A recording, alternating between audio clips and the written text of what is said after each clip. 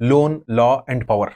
మనకు చెప్పని విషయాలు ఏంటి ఇందులో? ఒకసారి ఇమాజిన్ చేయండి. హైదరాబాద్ నుంచి విజయవాడ దాకా మీరు రోడ్ మీద వెళ్తారు. హైవే క్లియర్ గా ఉంది, మ్యూజిక్ లౌడ్ గా ఉంది, అంతా నార్మల్ గా ఉంది. సడన్ గా ఒక వెహికల్ సైడ్ నుంచి మిమ్మల్ని ఓవర్టేక్ చేస్తూ ఆపండి ఆపండి అని హ్యాండ్ సిగ్నల్స్ ఇస్తారు. మీరు ఏం జరిగిందని కంగారులో కొంచెం స్లో డౌన్ అవుతారు. వాళ్ళు అంటారు ఈ కారు లోన్ లో ఉంది, మీరు దీన్ని ఇక్కడ హైవే మీద నడపకూడదు అని. ఫస్ట్ ఆఫ్ ఆల్ అసలు బేసిక్ గా మిడిల్ ఆఫ్ ద రోడ్ ఇలా మిమ్మల్ని ఎవరినన్నా అడగడం, is that even legal? No.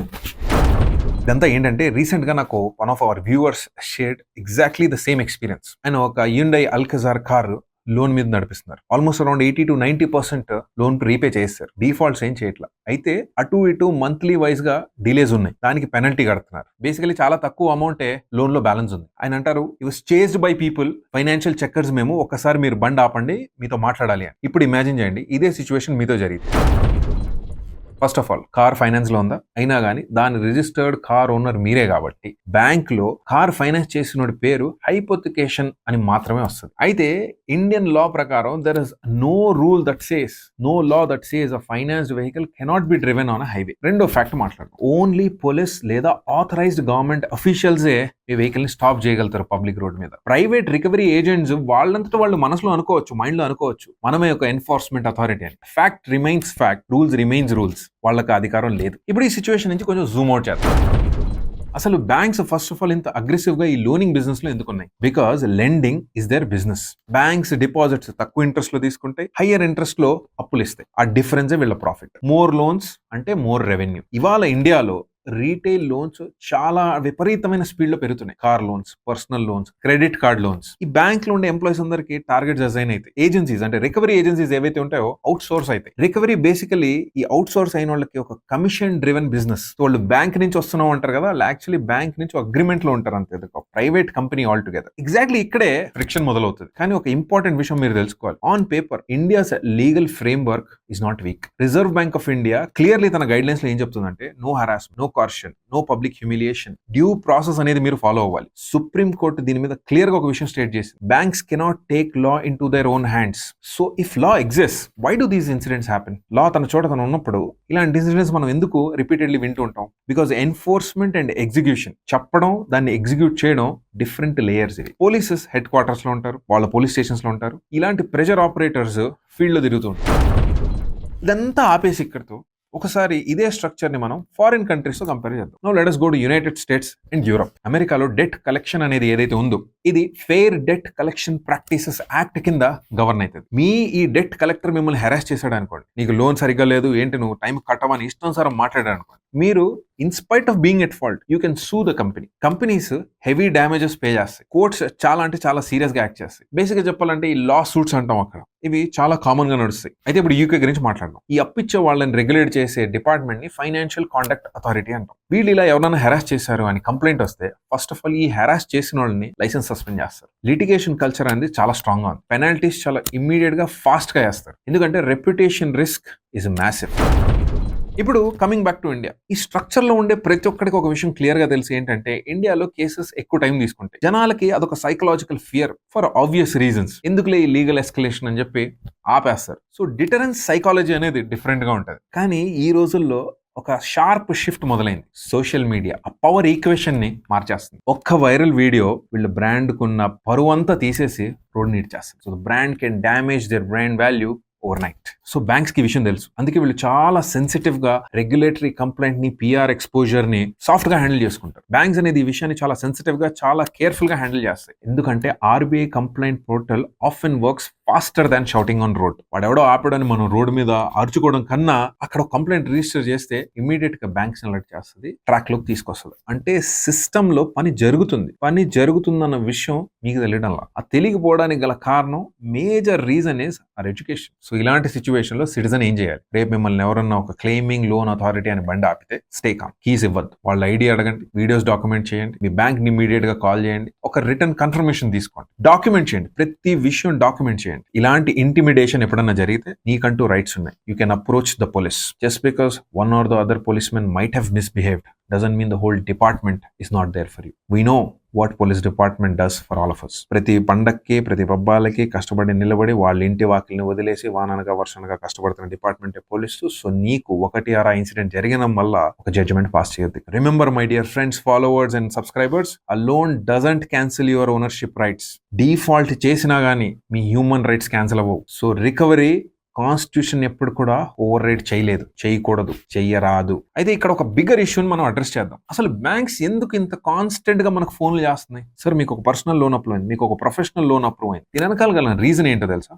Modern economics ఈ రోజుల్లో క్రెడిట్ ఎక్స్పాన్షన్ మీద నడుస్తున్నాయి. సింపుల్ గా చెప్పాలంటే బారోయింగ్, అప్పు తీసుకోవడం తగ్గితే ఎకనామిక్ గ్రోత్ తగ్గుతుంది. సో మీరు కేవలం ఒక కస్టమర్ కాదు, మీరు క్రెడిట్ మెషిన్ లో ఒక భాగం. కానీ ఇక్కడ smart finance and debt trap మధ్య ఒక చిన్న డిఫరెన్స్ ఉంది. ఆ డిఫరెన్స్ ఏంటో తెలుసా?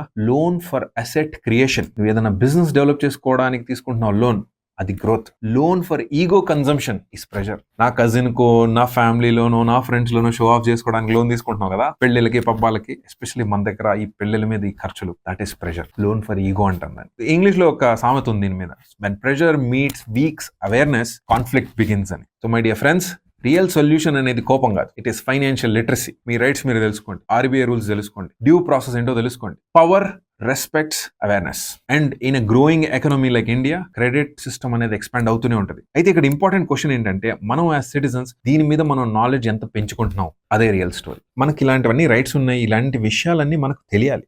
మనకు తెలియాలంటే మనం చదువుకోవాలంటే మన ఎడ్యుకేషన్ సిస్టంలోకి ఇవి ఇంట్రడ్యూస్ అవ్వాలి. మంచికో చెడుకో. దౌర్భాగ్యం ఏంటంటే 80s, 90s, 2000 generation school kids కి కేవలం ఇచ్చిన education, it's was always about either you become an engineer, become a doctor, become a lawyer, లేదా బిజినెస్ మ్యాన్, లేదా ఎంబీఏ, ఇంకా దీని మీద దాటితే ఐఏఎస్, ఐపీఎస్. ఇది తప్ప ఫైనాన్షియల్ లిటరసీ మీద శూన్యం. మీ కాన్స్టిట్యూషనల్ రైట్స్ మీద శూన్యం. ఎక్కడి నుంచి తెలుస్తాయి మీకు ఇన్ని విషయాలు? మిమ్మల్ని ఏ లా ప్రకారం ఎవరు ఎంత మిమ్మల్ని దబాయించగలుగుతారు, అది ఇంక్లూడ్స్ పోలీస్ ఆల్సో అనే విషయం మీకు ఎంతమందికి తెలుసు? తెలియదు.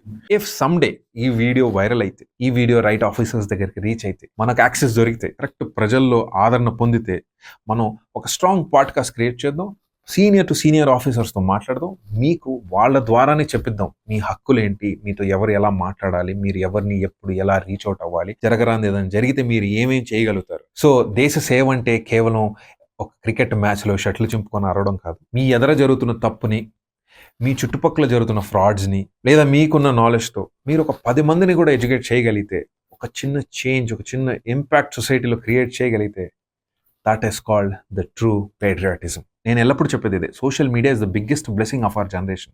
కానీ దాన్ని ఎంత అధ్వానంగా యూజ్ చేయాలో అంతే అధ్వానంగా మనం యూజ్ చేస్తున్నాం. ఎందుకో చెప్పనా? దానికి సింపుల్ ఎగ్జాంపుల్. ఓపెన్ చేసి ట్రెండింగ్ ఏముంది మీ రీల్స్లో చూడండి, ట్రెండింగ్ ఏముంది మీ టాపిక్స్లో చూడండి. ఎక్కడో ఏదో అమ్మాయి డాన్స్ చేయడము, లేదా ఎవడో ఏదో కుకింగ్ చేయడము, లేదా ఇంకేదో పనికి మాలిన అవసరం లేని నాట్ ఇంపార్టెంట్ టు సొసైటీ అన్న విషయమే డామినేట్ చేస్తుంది. సో ఇదంతా ఎందుకు డామినేట్ చేస్తుందంటే, ఆల్గరిథం క్లిక్ అవుతుంది. ఆల్గరిథం ఎప్పుడు క్లిక్ అవుతుంది? నేను లా అండ్ ఆర్డర్ గురించి ఎక్కువ చదువుతున్నా, సో నాకు కంటిన్యూస్గా ఇవే రీల్స్ వస్తాయి. మీరు అమ్మాయి డ్యాన్స్ చేసేది చూస్తున్నారు, మీకు కంటిన్యూస్లీ అవే రీల్స్ వస్తాయి. సో ఈ ఆల్గరిథం మేజర్గా ఎటువైపు అయితే ట్రిగర్ అవుతుందో, సో ఈ 100 కోట్ల మందిలో 80 కోట్ల మంది ఏ కాంటెంట్ ఎక్కువ చూస్తున్నారో అదే వైరల్ అవుతుంది. అంతే. The simple reason of lacking accountability is because we as citizens, civilians collectively క్వశ్చన్లు చేయడం ఆపేసాం, అడగడం ఆపేసాం, రిటాలియేట్ చేయడం ఆపేసాం. గేట్ ఓపెన్ చేసి రోడ్డు మీద కారో బైకో దిగగానే గుంత ఉందంటే ఆ గుంత సైడ్ నుంచి వెళ్ళడం మనం అలవాటు చేసుకున్నాం. ప్రతి విషయం, హెల్త్ ఇన్సూరెన్సెస్ తీసుకోండి, 12,000 కోట్లు FSSAI దగ్గర, 25,000 ఫుడ్ కంటామినేషన్ కేసెస్. నేను రీసెంట్గా ఫుడ్ బ్లాగింగ్ మీద ఒక ఇష్యూ చేస్తే అదో పెద్ద న్యూసెన్స్. అకౌంటబిలిటీ అనేది లేదు. GHMCకి 190 కంప్లైంట్లు పెట్టిన ఆన్సర్స్ లేవు. వందే మాత్రం సాంగ్ బ్యాక్గ్రౌండ్లో మ్యూజిక్ పెట్టుకొని పైట్రాటిజం చూపించడం చాలా ఈజీ. నాకు కామెంట్ సెక్షన్లో చాలా మంది ఇన్బాక్స్లో మెసేజ్లు పెడుతుంటారు, మీరు ఎందుకు ఇంత పర్సనల్గా తీసుకొని మాట్లాడుతున్నారని. నాకు నవ్వేస్తుంది, సర్ప్రైజింగ్ అనిపిస్తుంది. ఇల్లు మంది అన్నప్పుడు, కారు మంది అన్నప్పుడు, రోడ్డు మంది ఉన్నప్పుడు, దేశం కూడా మంది అన్నప్పుడు, మరి ఆ దేశంలో సరిగ్గా జరగరాని పనులు జరుగుతున్నాయి అంటే క్వశ్చన్ చేస్తే మీరు పర్సనల్గా తీసుకుంటున్నారు ఏంటంటారేంటి? దేశం పర్సనల్ కాదా? ఈ చుట్టుపక్కల వాళ్ళు పర్సనల్ కాదా? ఒకసారి ఆలోచించండి. Just because hundreds of your standing on that side doesn't make my statement wrong. మీరు 100 మంది కలిసి ఇదే చెప్తున్నారు, ఏముంది ఇదంతా కామనే కదా. చాలా మంది డిస్టర్బింగ్ కామెంట్స్ ఇవి, this is India, let it go, ఇట్లే ఉంటుంది. నీకు అట్లే ఉండొచ్చు. కొన్ని వందలాది వేలాది మంది మేము ఇంకా హోప్లో ఉన్నాం. నాతో సైలెంట్గా ఈ వ్యూవర్షిప్ ఎంజాయ్ చేస్తున్న వాళ్ళు, ఎస్ అని అగ్రీ చేస్తున్న వాళ్ళు మెసేజ్ పెట్టినా పెట్టకపోయినా, కామెంట్ సెక్షన్లో ఉన్నా ఉండకపోయినా, I know millions of us are waiting for that one change because we all know what we deserve. So నీకు కామన్గా అనిపిస్తుంది అనుకో, అరే ఇదంతా ఏంట్రా పోయి కామనే కదా అనుకో, నువ్వు పని చేయి, నాలాంటి రీల్స్ని స్కిప్ కొట్టేసి, ఇన్ఫాక్ట్ రిపోర్ట్ కొట్టేయి. Ladies and gentlemen, boys and girls, it's time to stop prioritising other things. నా మాట వినండి, నమ్మండి. ఒక్క స్టెప్ ఎక్కువ చదువుకున్నోండి, ఒక్క స్టెప్ ఎక్కువ చూస్తున్నోండి, ఒక్క స్టెప్ ఎక్కువ ఆదరణ ఇన్ సబ్స్క్రైబర్స్ పొందుతున్నోండి అని చెప్తున్నాను అనుకోండి. చోటాము బడి బాత్, వీడోడు మాకు చెప్పడానికి అని కాకుండా క్వశ్చన్ క్లియర్గా వినండి. If you don't take the responsibility to change, nobody is going to help you. Nobody. నీ ఇన్స్టాగ్రామ్ డేటా, నీ కాంటెంట్, నువ్వు చూస్తున్న వైరల్ వీడియోసే నీ ప్రయారిటీస్ చెప్తాయి. సో నీ ఫీడ్లో నీకు పనికొచ్చే, నీ చుట్టుపక్కల సొసైటీని హెల్ప్ చేసేవి, దేశాన్ని పైకి తీసుకొచ్చే రీల్స్ రావట్లేదు. ఎవరో అమ్మాయి డ్యాన్స్ చేస్తుంది, ఎవడో ఫుడ్ బ్లాగర్ ఏదో తిని పెడుతున్నాడు అనేటివే నువ్వు రిపీట్గా చూస్తున్నావు అంటే రేపు క్వశ్చన్ చేసి కూడా 10 సార్లు నువ్వే ఆలోచించుకోవాలి. అర్థం కాలేదా? ఇంకోసారి విను and think about it. Thank you for your time. I'm doctor Irfani Syed.